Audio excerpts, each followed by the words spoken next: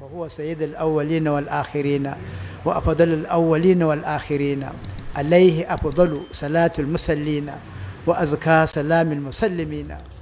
ina so in dan haskaka mana wani abu mai ban sha'awa da ya faru zamanin annabi alaihi salatu wassalam lokacin da wufudu suke zuwa, wato jama'a daban-daban daga garuruka daga kasashe suke zuwa gurin annabi alaihi salamu su haɗu da shi sannan su koma gurin al'ummarsu. to akwai ƙabilar da ta zo gurin annabi alaihi salatu wassalam suka gama dama dole za su tafi. annabi alaihi salam ya nemi musu 19 ta arziki, yakan sa kyawawan kaya alaihi salam zai zauna kuma a zaunar da su dama da shi alaihi salam. ko a yanzu akwai uswanatul wufud a cikin raula ta annabi alaihi salam, in mutum ya lura shi ne dama da annabi alaihi salamu inda yake zama. to ita wannan abin da ya faru, ita wannan kabila da suka zo annabi alaihi salam ya musu komai, sai ya tambaye su ba wani mutum ɗaya da kuka rage? sai suka ce a sai wani ƙaramin yaro yana can a cikin ayare mun bashi yana tsaron kaya. sai annabi alaihi salam ya ce to ku aiko min da shi. sai suka turo shi, da ya zo sai ce da annabi alaihi salatu wassalamu ni ɗan wannan ƙabilar da suka zo ne yanzu ba abin da baka yi musu ba, to shine na zo. sai ce ya rasulullahi ni ma na zo in nemi bukatata a gurinka.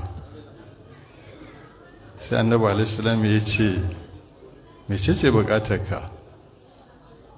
sai ce an tas'ala rabbi an ya gafira li wa an yarhamani, ka roƙa min ubangiji na ya ji kaina ya man gafara, wa an yaj'ala ginaya fi qalbi, ya sanya wato wadatuwata a cikin zuciyata. wannan abin da nake so da Allah mu nutsu na fahimci wannan. yaran da aka tara hikima ce, kaga su sun bar yaron a can, amma annabi alaihi ce wannan karamin a kama masa shi. kuma da aka zo sai zama na karatun daga wurin su ya fito, karamin yaro ne jira yake, amma da yazo sai ya ce rasulullahi ni ma ina da bukata ka biya mun. sai ce me bukata kai? ce ka roƙa min Allah ya ji kaina, sannan ina roƙonka ka roƙa min Allah ya bani wadatar zuciya, kan na zo mai kwaɗayi. to kaga a ce yaro ana so a ɗora shi akan hanya wacce zai zama duniya ba ita ce a gabansa ba, zai same ta ne a mazauninta na tsani da zai taka ya sami lahira. kuma haka ake sai na Umar radiyallahu ya tambayi yara, ya ce kai matasa ku zo meye burinku a rayuwa? sai ɗaya ce burinsa a rayuwa ya cika masallacin annabi alaihi da kuɗi, ya ba da su a tafi wajen yaɗa musulunci a yi jihadi. sai kai kuma ɗan samari fa? sai ce ne kuma cika masallacin annabi alaihi da dawaki in ba da su in garmu a hau a tafi jihadi. sai ce a to lalle matasa suna kan daidai. sai ka ce to mun ji ka ji namu, to kai ma kuma manya sai mu ji me ra'ayinku. sai ce ni kuma buri na in cika masallacin nan annabi alaihi da mutane kowanne ɗaya irin sai na Abubakar radiyallahu anhu. to sai suka tabbatar manyan tunaninsu ya shallake nasu, in cika wa annabi alaihi masallaci da mutane kamar sai na Abubakar radiyallahu anhu. to shine abin da ake so. to matasa sai su tashi da alheri, su ne za su maye gurbin magabata, to sai alheri ya doru. saboda haka al-akhlaq al-mahmuda, kyawawan nan ana dasa su a cikin zukata. to zan dan yi bayani kaɗan daga cikin yanda ake yi ko ɗin ɗabi'un. na farko ana son a fara ɗora 'ya'ya a kan yin sallah. yin sallah shi ne ɗabi'a ta farko, so da ita sallah babban sinadari ne na mutum wanda tanha anil fahsha'i wal munkari. in ta tsaya za ta wanke komai. to ita ake farawa. Ita kuma sallah shari'a ta ce a umarci yara da yin sallah in sai shekara 7. Idan suka shekara 10 kuma suka gito a ɗauki tsamagiya ko kirho a ɗaga ce na kwakwada maka, in ta kai a ɗauki ko da hannun riga kwada masu tashi kai sallah. To amma in za a koya wa yaro sallah sai an share fagen koya masa sallah kusan na shekara 3. In har ya kai shekara 4, to abinda mahaifansa zai masa ko mahaifiya shine zai zaunar da shi ya ce la ilaha illallahu muhammadun rasulullah, ya faɗa ɗan ya faɗa, ya faɗa ɗan ya faɗa, ana so su maimaita so 7. sai zamana shi ne ya nakalta wa ɗansa kalmatin tauhidi ba a titi ya tsinta ba. In an yi wannan kuma to sai ya ƙoƙarin tambayarsa ina hannunka na dama, ina hannunka na hagu. Shi za a yi ta ƙoƙari sai ya gane bambancin hannunsa na dama kuma ya gane bambancin hannunsa na hagu. In ya san wannan to sai ya ƙoƙarin nusar da shi kusurwa guda 4.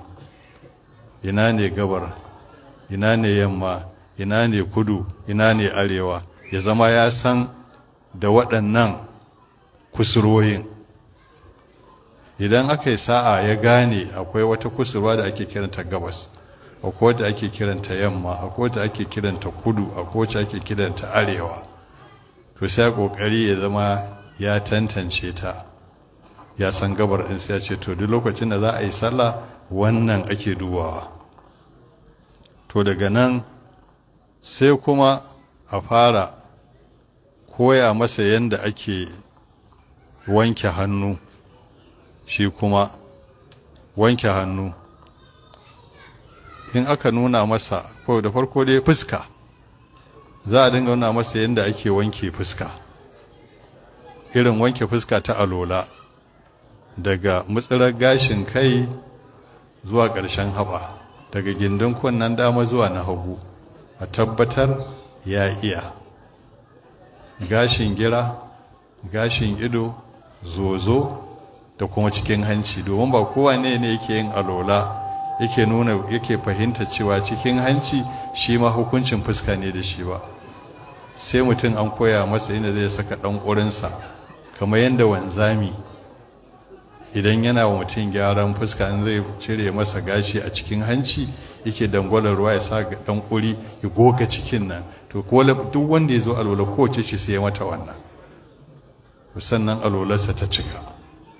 To ya nuna masa wannan, sannan sai kuma a dinga nuna masa yadda ake wanke hannu na dama da na hagu, sannan sai a koya masa yadda ake wanke kafa.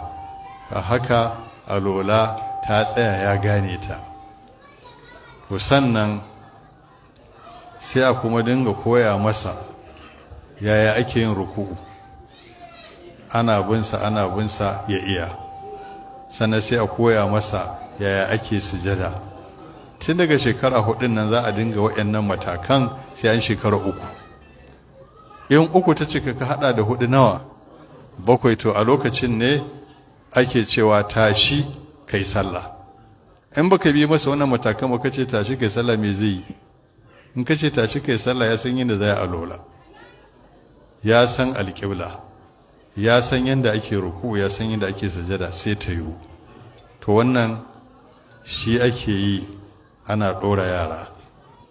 Sannan sai a nusar da su cewa ganawa ce da Ubangiji subhanahu wata'ala, akwai amana a cikinta, wanda zai koyi cewa sai da alola zai yi.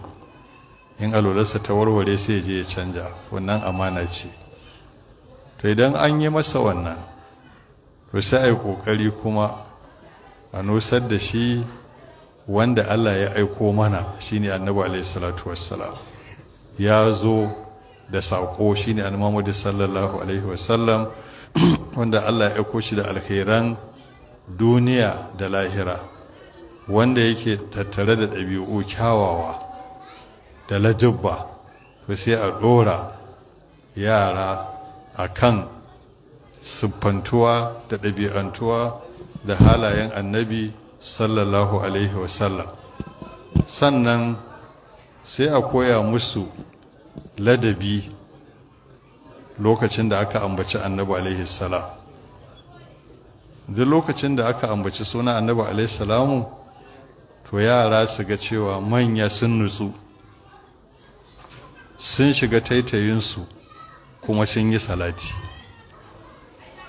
Domin annabi alaihi salamu a zamanin farko in aka ambaci sunansa, to sai kaga kowa kuka yake, yana hawaye, domin an ambaci wanda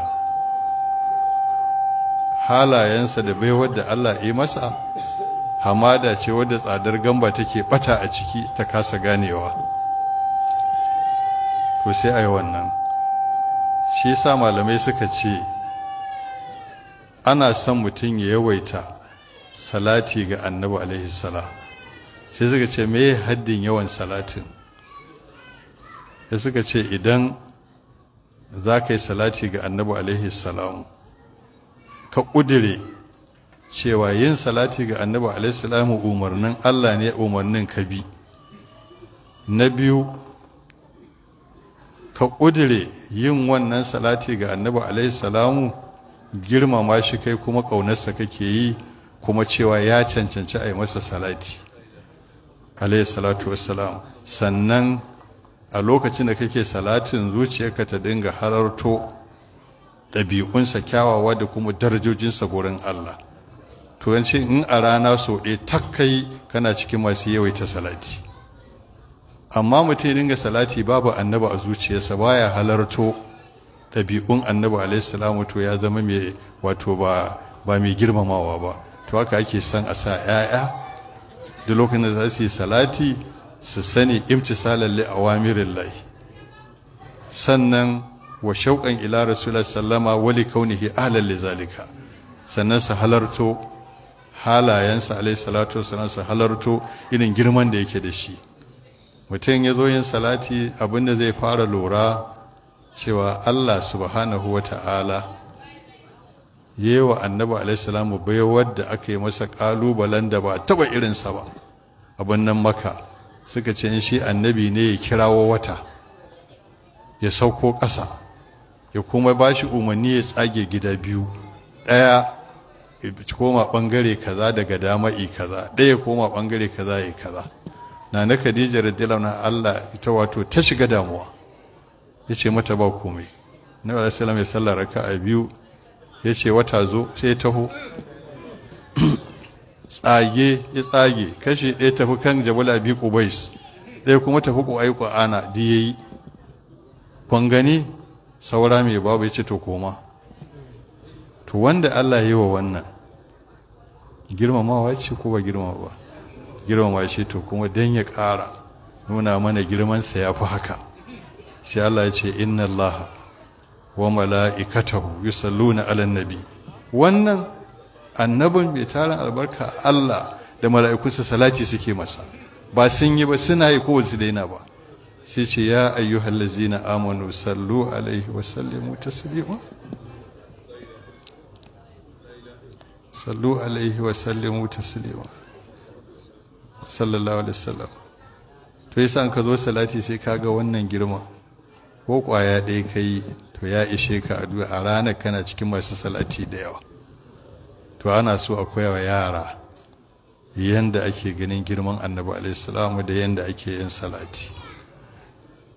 Don haka abubuwan da yake a zamani, in an zo ana yaban annabi alaihi salamu kaza ana rawa, ana juyi, waɗansu suna shaye-shaye, suna shan ganye, ana liƙe-liƙen kuɗi, ana ta abubuwa, mata su tare ana sharholiya. Wannan ba ladabi a ciki. Ciko sai biyo mutane, ba zama mutanen kirki masu kiyaye ladabin annabi alaihi salam.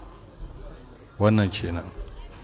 Sai na biyu, dai inda ake son a dasa wa yara kyawawan halaye, to sai an ɗora su a kan tawqirul kabiri wal adafi ala sagiri, girmama na gaba da jin tausayin na ƙasa. Dabi'a ce wadda annabi ke gaya mana cewa mu dora akanta, a girmama na gaba, a ji tausayin na ƙasa. Idan a gida akwai yayye da ƙanne, to dole a ɗora ƙannan akan ganin girman yayyen, kuma a ɗora yayyen a jin ƙai da taimakawa ƙannan. Shi wanda yake babba ana nuna wa yara zaɓi ne na Allah da ya sa aka riga haihuwarwa na kafin kai, to yana cikin sunan Ubangiji al-muqaddimu al-mu'akhiru, to ya gabatar da shi kuma ya jirkintar da kai saboda ka girmama abin da Allah yi. Ya riga ka kalmar tauhidi, ya riga ka zuwa duniya, ya riga ka wayo. Shi kuma na sama sai an ba shi amanan na ƙasa ne, don bai kai shi a ƙarfi na jiki ba, bai kai shi a basira ba, bai kai shi a hankali da hange ba, to shi kuma zai ji tausayinsa ya tarere shi don ya ɗaga hankalinsa har ya kai lokacin da shi ma zai iya wa kansa wani abu. To wannan yana daga cikin abin da ake so.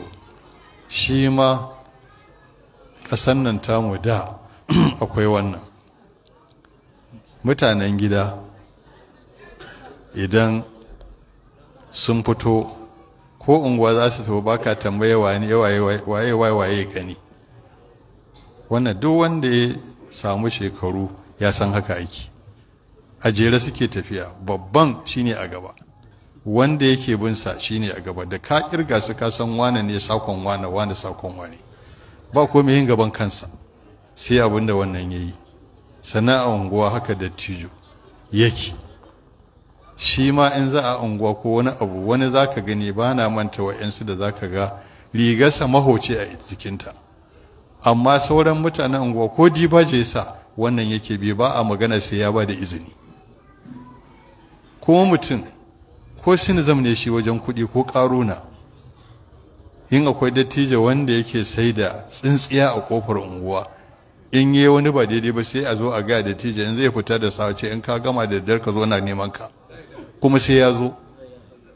Ce na ji an ce min an yi kaza, an yi kaza, haka ne? In yace ito karka kuskura ka lalace, daga yau karka bari a sake kawo min ƙararka akan wannan. Sai haukai, mun san lokacin da ake wannan. Al'ummar ta zauna lafiya ko bata zauna ba? Wannan yin haka tsauri ne? Da mutane an faɗa a musulunci an fiye tsauri? Wannan ya sa al'umma ta lalace? Amma an haka bar mutane suka zama marasa kunya, ba sa ganin girman kowa, me ya haifar kuma yanzu? Sace-sace da kashe-kashe. Rashin tsaurin me ya haifar? Rashin alheri. To wannan yana daga cikin makarimul akhlaq. Sai na uku, silatul rahimi, sada zumunta ta ɓangaren mahaifi da zumunta ta ɓangaren mahaifiya, sai kuma zumunta ta ɓangaren auratayya, don daman fuska biyu ce da ita, duk sai an sadar. Kuma ita zumunta ba buki ba ce, ka yi a yi maka, a'a, ka yi saboda farilla ce a kanka kamar sallah, za ka yi ta yi. In zuwa ne za ka, in hasafi ne za ka bayar, in gayyatowa ne za ka gayyato. Ka je gurin ɗan wanka so 100 ya ƙi zuwa, kar ka kuskura ka ce wane ni nake ta zuwa, kai ba ka zuwa, to ka zama mai biki kuma. Kai ta zuwa don Allah ne ya umarce ka, kuma har a yanzu ita zumuntar tana nan rataye a al'arshi, tana ta addu'a, Allah ka sada wanda ya sada ni da rahama, wanda yanke ni Allah kai ke shi daga rahama. Saboda haka zumunta sai an ɗora 'ya'ya a kanta da kuma yin haƙuri, domin tana da amo wanda ya fi kowane ƙarfe amo. Abinda ɗan uwanka na zumunta zai maka 100, to bare ba zai iya maka 1 ba, amma sai ka haɗiye ka haƙura. In shawara ta zo za ka ba shi, in taimakonsa izo za ka yi. Idan bakin ciki ya same shi ka je ka jajanta masa, in alheri ya same shi ka je ka taya shi munna. Idan harka ce ta kuɗi ya fada ciki sai ka taimake shi. In 'ya'ya ne da shi za ka taimaka masa wajen littafi ne, makaranta ce, aurarwa ne, shi kenan. So da in abu ya taso, ‘yan uwa za su zo su ca wajen gyarawa. Shi sa aka san cewa shi aure wani abu ne da yake tattare da abu uku. Farko dai manufa, me isa za a yi auren, nufar zatin Allah domin a kare kai daga fada cikin alfasha. To in an samu wannan manufar, to in za a yi aure me ake nema? Abu biyu. Na ɗaya tanadi, wanda ya ce zai yi auren to ya tanadi a game ya tanada. Na biyu kuma gudunmawa, shi da 'yan uwa za su taru su yi masa gudunmawa. To a cikin sauƙi sai a yi auren kuma a ci gaba da taimaka masa. To wannan zumunci ne. Shi yasa za mu ga da in za a yi aure, 'yan uwa suna ta kawo gudunmawa. Mata, iyayenmu da kakanninmu da yayyenmu masu hankali suna bi a samu wata mai hankali ta bi dangin mata ta ce musu bikin 'yar gidan wance ta taso, ko bikin 'yar gidan wane ta taso, ko bikin cikin ɗan gidan wance ya taso, ko ɗan gidan wane ya taso. Kowa ya yi ƙoƙari ya kawo abin da zai iya, don kar a dinga yi ba hannunku. Sai kuma ita ce za ta je ta tara, ta karɓo na wannan, ta karɓo na wannan, ta karɓo na wannan. To idan ta samu wata ba kuɗi, sai ta ce to gashi na saka a madadinki, amma kul kika ce baki samu kin bayar ba. An san me yasa take haka? Dan ta zama zare da allura ta dinke baraka. Idan ta saka a madadinta, ta je ta ga 'yan uwa ga kowa ya kawo wance ma ga nata, kuma aka haɗa musu shi ne ai ban samu dama ba, to shakku zai shiga. Sannan za a samu damar da za a soke ta da talauci, a soke mijinta, sai a haɗa su fitina. Amma ta ce ki shiru, an saka miki, kaga wannan kofar an rufe ta, zumunta ce. Sannan kayayyakin da 'yan uwa suke tarawa ba a iya kaiwa yasu ɗaki har sai sun rabu. Wani ma rabi ake kaiwa, rabin sun haɗu, sai dai yan akwai wata ayar a aure da ita babu ma a sayar, ko kuma su ajiye su ma su dinga kaiwa zumunta. In haihuwa aka yi, ana iya gobe suna, in ka je za ka tarar gidan kama ana ake burodi, za ga gidan yana ƙanshin burodi, ana ta shigo da shi. Yan uwa suna ka kwanan wanka a shimfiɗa buji kura, a yi ta zuba burodi.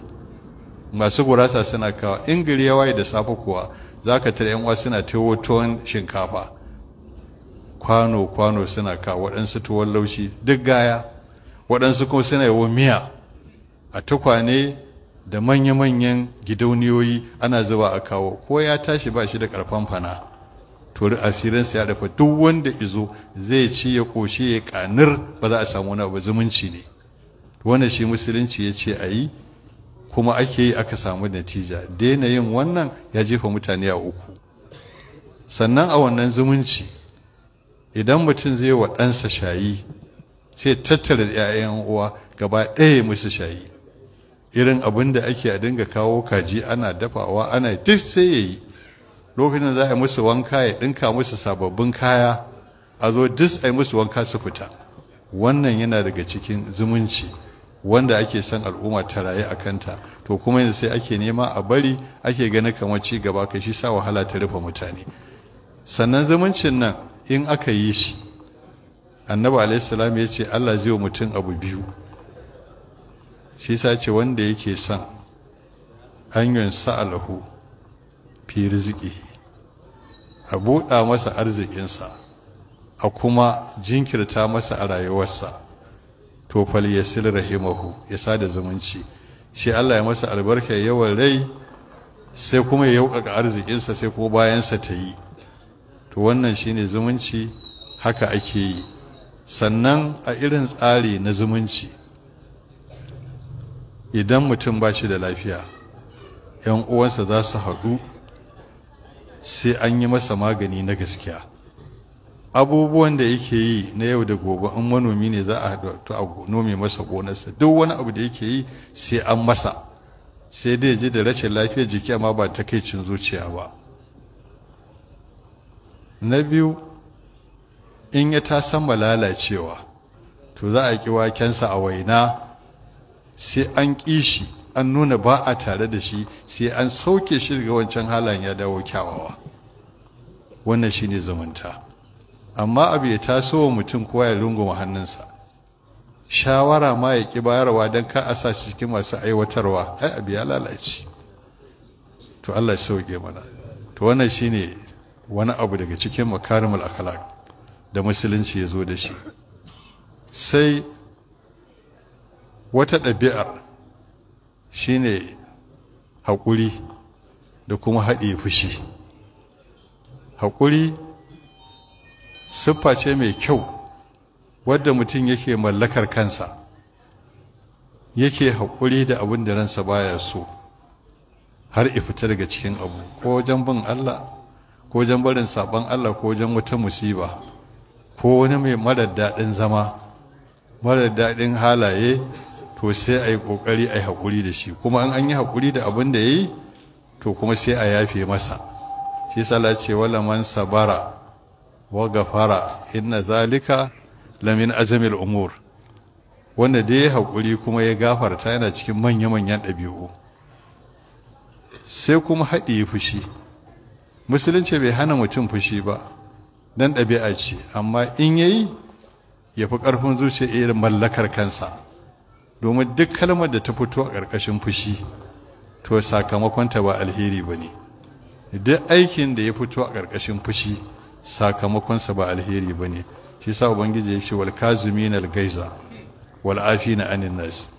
Akwai wanda zai haɗiye fushi ya haƙi mutum sai a gaba a haɗe masa ramuwar gayya, to musulunci ba san wannan. Ka haɗiye fushin sannan kuma sai ka yi afuwa. Wannan